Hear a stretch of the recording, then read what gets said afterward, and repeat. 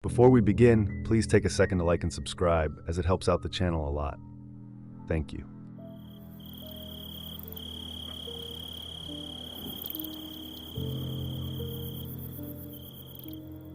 I want to start by saying I live in a pretty normal neighborhood.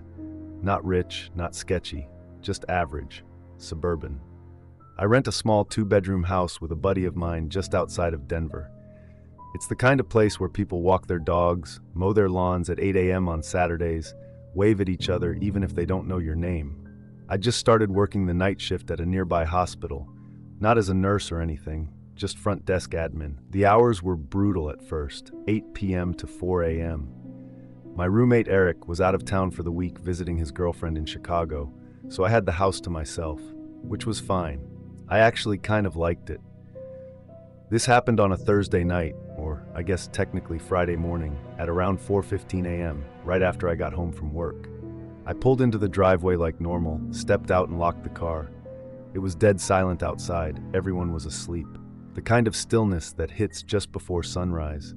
No wind, no animals, no people. As I walked up to the front door, I noticed a figure across the street. A woman. She was standing at the edge of the sidewalk, maybe 30 feet away. Barefoot, long dark hair. She was ever so slightly rocking back and forth and mumbling something under her breath. She was facing my direction, but not directly looking at me. Her eyes were locked onto something on the ground. I paused, not because I felt in danger, but because of how odd the scene was. It looked like a scene straight out of a horror movie. This was a quiet suburb. Stuff like this wasn't usual. My first thought was maybe she needed help.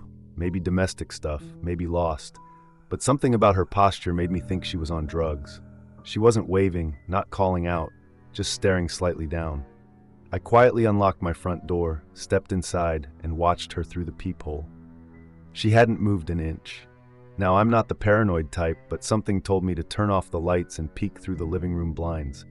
When I did, she was gone. When I say gone, I mean completely disappeared. I scanned the street. Nothing. I even opened the front door again and looked around. Dead silent. I figured she ran away, or wandered into another yard. So I double-locked the door, checked the back one too, then finally crashed on the couch with a leftover sandwich and YouTube. About an hour later, around 5:30 a.m., I was half asleep when I heard something. A soft tap.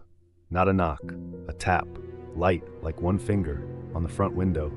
I froze. I instantly realized who it was. Then it came again. 2 taps this time. I sat up slowly, heart beating out of my chest, and turned the TV volume down. There it was again. Another tap. I waited for what felt like solid 20 minutes. I slowly crept toward the window and gently pulled the blind down just an inch. She was standing right there, less than a foot from the glass. Same woman, still barefoot, no emotion on her face. But now she was looking right at me. She had these crazy wide eyes, and her hand was slightly raised, palm toward the window like she was awkwardly waiting for me to give her a high five or something. It was weird. I don't know how long we stared at each other. It felt like forever. My body felt frozen out of fear. I was unable to move. Then, without a sound, she turned and walked off. She didn't look back and just kept walking into the darkness until she got out of my view. Needless to say, I stayed awake until sunrise, paranoid as hell. I called the non-emergency line to report it, but they said, unless she was breaking in or acting violent, there wasn't much they could do. They told me they'd keep an eye out for that lady. The next night, I installed a security camera facing the driveway. I never saw her again. But every time I work that night shift and come home alone, I still glance across the street, just to make sure she isn't standing there.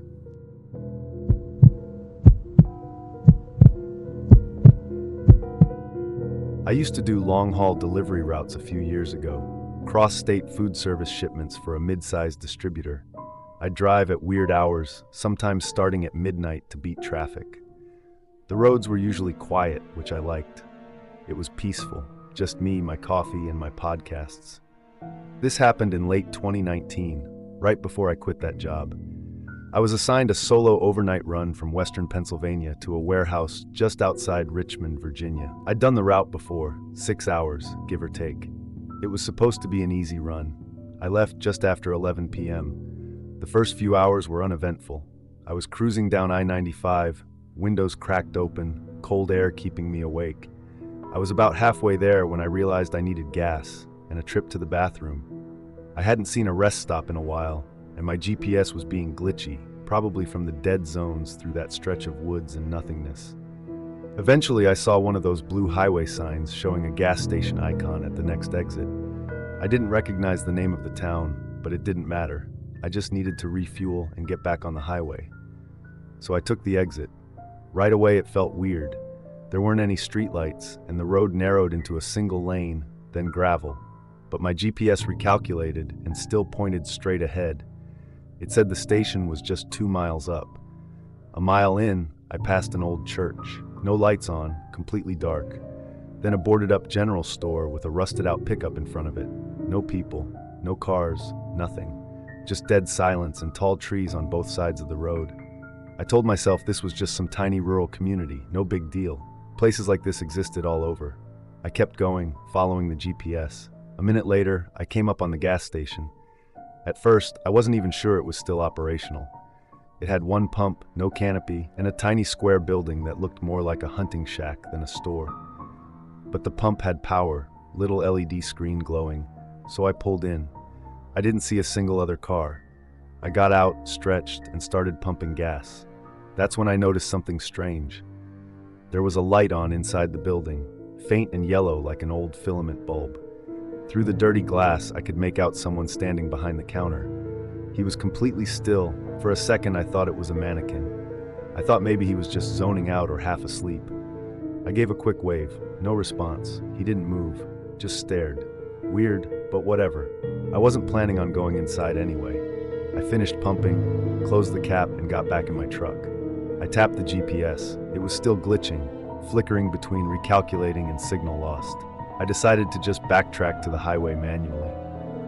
As I put the truck in reverse, headlights flooded my side mirrors, blinding bright.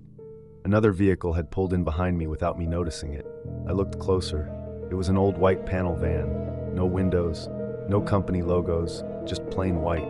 It was blocking me in. I waited, assuming they'd pull around or go to the pump, but the van just sat there, engine idling.